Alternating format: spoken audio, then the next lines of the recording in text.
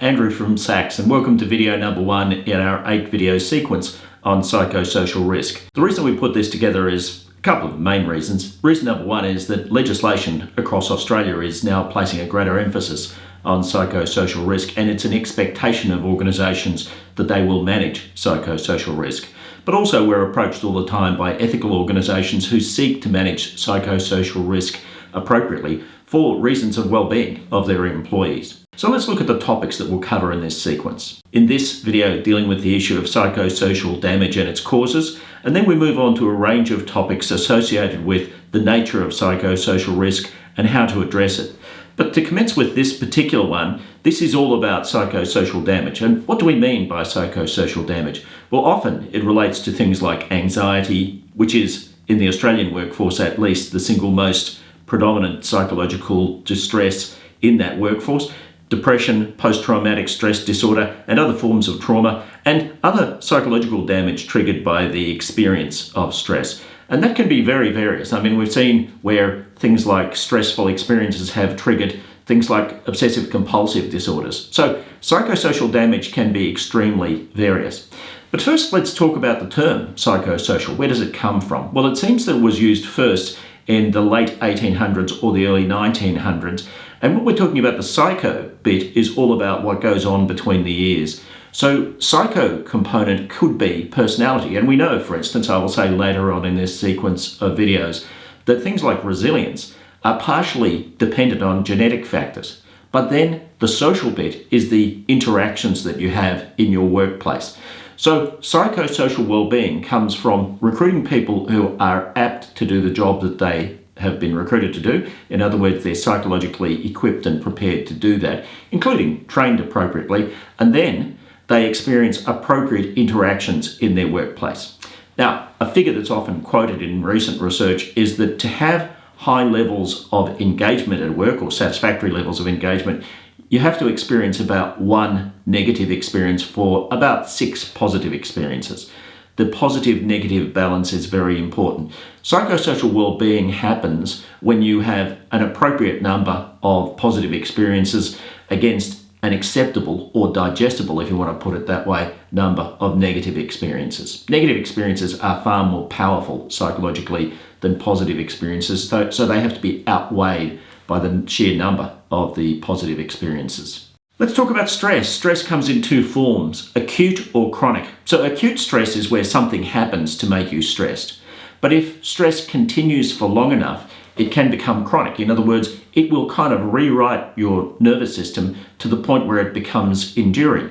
And you end up with phenomena like post-traumatic stress disorder, where people are really experiencing nightmares, panic attacks, flashbacks, those kinds of things that take them back to the stressful or traumatic event. So stress is powerful. If you experience it for long enough, it will become acute. And a figure of 6 months is often quoted, that if you're in unremitting stress for 6 months, you run the risk of that stress becoming chronic. Now, how the brain responds to stress, it's really down to a thing called the fight, flight, and freeze response. The fight response evolved so that if we were attacked by something, we would fight back. The flight response, well, that's to do with running away. And the freeze response is really, I will hunker down and hope that I don't get noticed. Now, this happens, of course, in the animal kingdom all the time. But the fight, flight, and freeze response is all driven by a part of the brain called the amygdala, which is way down the back here in what we call the old brain. And the amygdala has a number of biological effects on us on a day-to-day basis. So when a person experiences stress, the amygdala sends a distress signal to the hypothalamus. You get the fight, flight, or freeze response. Your pupils dilate. And you might wonder why that happens, but historically, the greatest threats to human beings were at dusk, because that was the time that you could be attacked by predators. So if your pupils dilate, what that means is that your peripheral vision is better, particularly under low light conditions. Interesting, isn't it, how biological and historic the response is. I mean, your pupils still dilate, but we don't tend to get eaten by saber-toothed tigers anymore. Another thing that happens is a chemical response. So you will get a surge of adrenaline, which makes you stronger for a short period of time. You'll also get cortisol, which is a stress chemical, and in fact, enough cortisol can in fact be carcinogenic. You'll also get things like suppression of your immune system.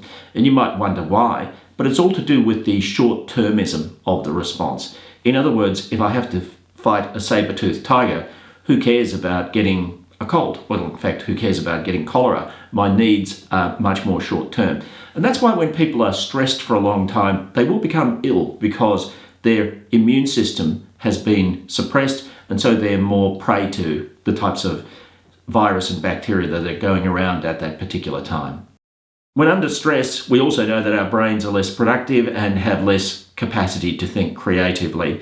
And we do know also that the effects of chronic stress can in fact change the nature of your nervous system. If you're under enough stress and trauma for long enough, what will happen is that the white cells come to predominate, the connective tissue. And that literally means that you're not so good at having creative thoughts, in coming up with solutions. But as well as that, it has an effect on what is now called the window of tolerance. A person's window of tolerance is where they can deal with issues cognitively and rationally. And if the stress becomes too high, then you move into hyperarousal, and that's where you're in the fight and flight response. And so your response might well be a little bit more extreme than is necessary. You might become angry, or you might become fearful, you might quit your job, you might stay home when you're not really sick, something of that nature. On the other hand, if you fall into freeze mode, what that means is that that's hypoarousal, and that's where the organism is hunkering down. When people have been stressed enough for long enough, their window of tolerance actually shrinks, and they become less able to cope with the broader range of experiences. They become literally less resilient. Now, when that happens, that person needs often support from a clinical point of view to try to widen that window of tolerance somewhat so that they can become more resilient and more able to cope with a wider range of challenges. So here's a list of work-related psychosocial hazards. This comes from WorkSafe Victoria, but in fact the various WorkSafe authorities right across Australia agree pretty much what these risks are. The first mentioned is low job control. Now, these are not in order of severity, it's just the first thing mentioned. So when a person has low levels of empowerment, that is a stressor that makes them more at risk psychosocially. High and low job demands. We'll talk in the next couple of videos about job demands and the effect that they have on people. Poor support, poor organisational change management, poor organisational justice, where people are treated unfairly, low recognition and reward, low role clarity. Later in this sequence of videos, we'll be telling you about a job definition technique or a strategy definition technique as well, which has been shown to be very effective in creating clarity for people. Poor workplace relationships, where colleagues are acting in a way that is inimical to our well-being.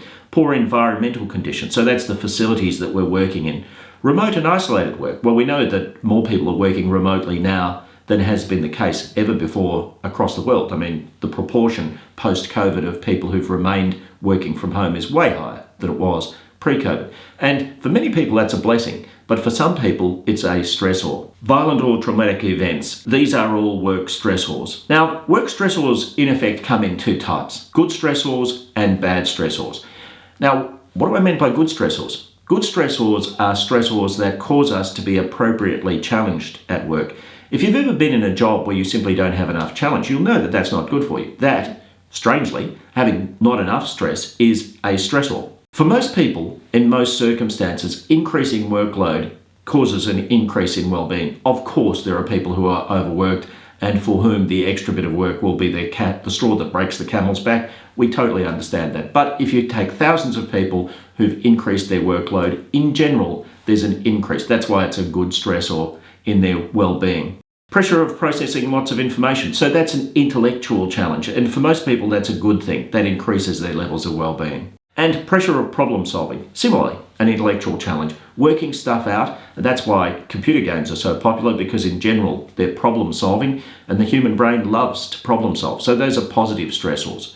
But there are also negative stressors, what are called hindrance demands. In other words, they're hindering your ability to do the job well. Lack of social support, which is things like I'm too isolated. Job insecurity, things like inadequate resources. Role ambiguity and role conflict, contrary requirements from people around you. Another very substantial negative stressor at work is conflict, where people are arguing with each other, bickering, clearly not getting along, perhaps being unkind to one another. When we see that, the mirror cells in our brain cause us to soak up that grief, and we run the risk of being damaged by that experience. Here's a model of stress that's often used in contemporary understanding of this issue in psychology. It comes in two forms. The first is pressurized stress.